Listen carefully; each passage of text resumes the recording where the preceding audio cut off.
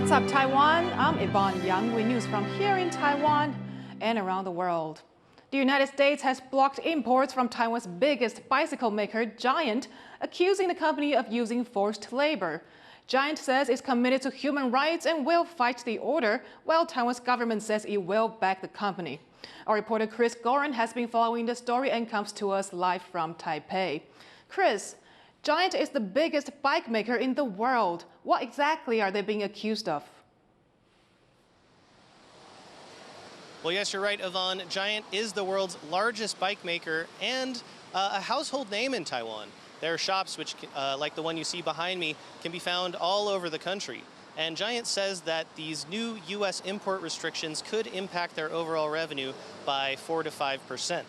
Now, U.S. Customs and Border Protection, or CBP, says that it will detain all bikes, parts, and accessories made in Giant's Taiwan factories as long as this order is in place. Now, that excludes products made in Giant's overseas factories.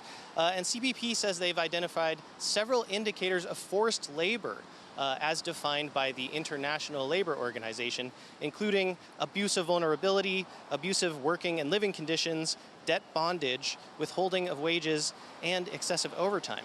And they say that Giant profited by imposing such abuse, resulting in goods produced below market value and undercutting American businesses by millions of dollars in unjustly earned profits.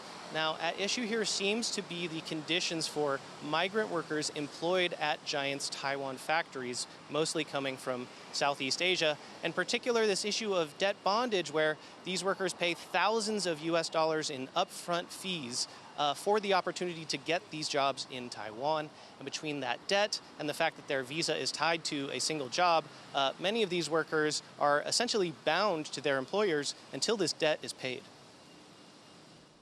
And Chris, what has Giant said about these accusations? Well, both Giant and the Taiwan government have responded to the U.S. move.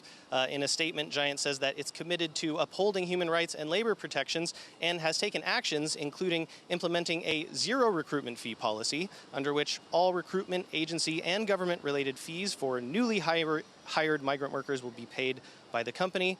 And they also say that last year they completed upgrades for employee housing. Now, in further statements to TaiwanPlus, Giant says that CBP has never conducted any on-site investigations of their Taiwan factories and has never contacted the company for interviews related to this issue, and that they're very surprised by the order. Meanwhile, Taiwan's economy ministry has said that it will try to help the company restore its reputation and help it resolve any forced labor issues it might be involved in. Now, on the U.S. side, I spoke to an American trade lawyer earlier today, and he told me it's quite common that the evidence in these forced labor findings is not made public, and that it's actually on the companies themselves to demonstrate what they've done to improve. If you look at CBP's guidelines and how they want companies to respond, they basically want companies to go do the legwork of investigating their own sort of labor situation and then prove up to CBP and say, look, we've looked at everything. We have had outside auditors, third-party auditors, unannounced site visits, all the whole 9 yards. Now, Yvonne, while these orders have been placed against individual Taiwanese boats before, currently Giant is the only Taiwanese company to have one of these orders placed against them. But given the ongoing trade tensions and trade talks between the U.S. and Taiwan, many here may be wondering if it will be the last. Thanks, Chris. That was Chris Gorin reporting from Taipei. Taiwan is slapping steep anti-dumping duties on beer and steel products imported from China. From September 24th, Chinese-made beer, including those brewed for Budweiser and Hualien, will face duties between 19% and 52%. At the same time, some hot-rolled flat steel products will be subject to duties between 16% and 20%. Taiwan customs officials say the move will protect domestic industries by countering unfair Chinese trade practices. The Taiwan Brewers Association says the anti-dumping duties would help ease the short-term impact on Taiwan's beer industry. China has said it will no longer request developing country benefits from the World Trade Organization. Chinese Premier Li Qiang made remarks at a development forum on the sidelines of the UN General Assembly in New York. He said the change would apply to all current and future WTO agreements. The US and EU have long accused China of manipulating its status to avoid penalty and gain unfair trade advantages, despite being the world's second largest economy. In a social media post, the WTO's Director General said she applauded the move. Rescue and relief personnel from all over the country are converging in Hualien in eastern Taiwan as a town inundated by a breached natural dam continues to suffer. Our reporter Irene Lin is live from the Emergency Response Center in Guangfu Township. Irene, what are people there doing to help? Yes, Yvonne, we're at a center where firefighters and first responders from Hualien City and all over the country are gathering here and rest before their next mission. Now, some of them just had lunch and are ready to be deployed to residences or wherever they're needed when called on. Now, earlier this morning, we were at a church now serves as an unofficial evacuation center. About all of those 700 people flocked there when floodwater rushed into town. Some of them were able to gather some essentials and have been sleeping on church pews for the past 2 nights. Now, people there told me that they do have enough dry food and drinking water, but still lack some basic necessities. And there are also some chefs and restaurant owners there to stationed there to cook food for the evacuees as they were cut off on water and gas. Here's what they said. 但是现在我们要先暂停的物资，就是因为过多过量。一个是吃的泡面，泡面是因为他们没有水、没有电、没有火，所以他们没办法做。还有水也很多了。后来，然后现在主要是小朋友比较麻烦，因为有些婴儿他们没有洗澡。好，奶粉现在有缺，这边奶粉也缺。目前我们比较缺少的是善后的处理，有一些的那个。 因为毕竟淤泥太严重了，所以我们有一些的需要那些的设备。我们也担心是说淤泥一之后，我们所有的那个田地如何去分割，我们都不晓得那些的经费如何去寻取。也透过这个镜头来去跟中央来去寻求资源，我们未来的善后恢复以及我们所有田园的恢复的一个复原的一个状况。 Now, as you heard earlier, many people have not showered since Tuesday, and that's simply because there's no water in most of the town, about 3,000 households, according to official figure. Now, many people told me that they've had to use bottled water to flush toilets, and they can't just go home without an official order. So it's a really difficult situation for the people there. Irene, as you mentioned that some people have not been able to wash in the past 2 days, is there any help or service for that? Actually, Yvonne, yes. So the military has sent in a mobile shower station along with a tank and a tower filled with clean water. Now, that was at Dajing Elementary School, one of the biggest official evacuation centers in Guangfu. About 300 people are still staying there as of today. Now, I do want to mention that President Lai Ching-te is in Guangfu now to oversee emergency response and recovery on water supply. He's at a water purification center, purification plant.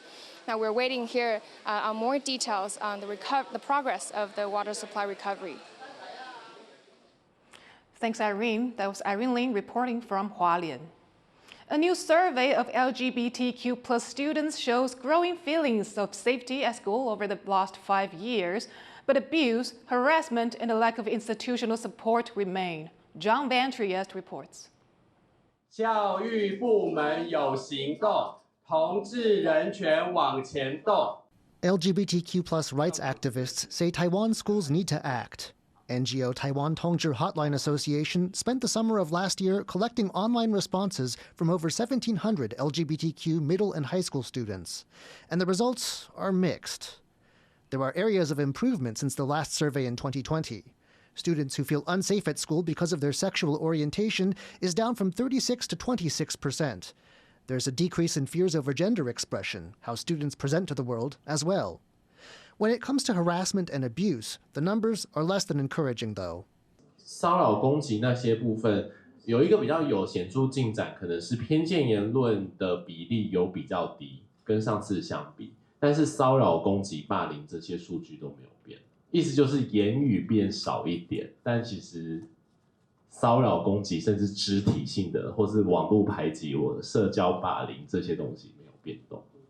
At just under 58%, a majority have been verbally harassed. 20% have been physically harassed. And a little over 3% have even been physically assaulted. Transgender students face the most fear. Only around 8% have access to all-gender toilets, and fears about safety in school are high. 43% of transgender students feel unsafe because of their gender expression. That's compared to just 16% of their L, G, and B peers. Hostile remarks about LGBTQ+ people from teachers and online bullying persist too, dragging down students' feelings of belonging and promoting absenteeism. The survey also asked about support from schools, from clubs and events to supportive policies, and even just openness about discussing LGBTQ+ issues. Here too, the results show limited change over the past 5 years. 有1/3的学生，他从来没有在课堂中被教导过有关同志议题的相关内容。那这个现象反映出我们基层教育的现场。那除了性别友善的师资不足、教材不足、资源不足之外，甚至老师本身可能性别平等的意识有待加强。 The NGOs represented here have 13 recommendations from the government to the school level, including LGBTQ+ topics in the classroom, promoting LGBTQ+ events on campus, and revising policies that may be discriminatory. And some officials say they are taking action. 那112年的4月10号也发布了一个叫校园性别友善厕所及宿舍的设置指引。那113年也完成了校园性别友善厕所的 建制的参考手册。那我们114年目前正在进行的是性别友善的宿舍的一个建制的参考手册。Taiwan became the first Asian country to legalize same-sex marriage in 2019, and it's known as an LGBTQ+ friendly corner of the region. But those gathered here say there's more work to do, especially when it comes to supporting LGBTQ+ youth as they grow. Howard Zhang and John Van Trieste for TaiwanPlus. The Taipei District Court has handed down heavy sentences for 4 former staffers of the ruling Democratic Progressive Party for spying for China. The 4 include a former consultant in President Lai Ching-te's office and a former aide to National Security Council head Joseph Wu when his time as foreign minister. They were convicted of taking money from China in exchange for sensitive information while in office. The 4 received prison sentences ranging from 4 to 10 years. They are still able to appeal. Ukrainian President Volodymyr Zelenskyy has called for strong alliances and more weapons during his speech to the UN. If a nation wants peace, it still has to work on weapons. It's sick, but that's the reality. Not international law, not cooperation. Weapons decide who survives. Zelenskyy went on to praise U.S. President Donald Trump while attacking Russia's widespread use of drones to target Ukrainian civilians. His comments come one day after Trump expressed stronger than expected support for Ukraine, saying it can win back its pre-war borders. Prior to this week, the U.S. leader had repeatedly said Kyiv would need to cede territory to Moscow as part of any peace deal. After dominating Hong Kong, Taiwan will advance to the second round of the Asian Baseball Championship in China. The national team remains undefeated after an 11-0 shutout against Hong Kong, sealing the win early in the 7th inning by mercy rule on Wednesday. The team now sits at the top of the preliminary standings and will take on Japan on Friday night. Thank you for watching What's Up Taiwan. You can visit the TaiwanPlus website or follow our social media for more stories from Taiwan and around the world. Finally, we leave you with footage of rescue and recovery efforts in Hualien. I'm Yvonne. Take care, and I'll see you next time.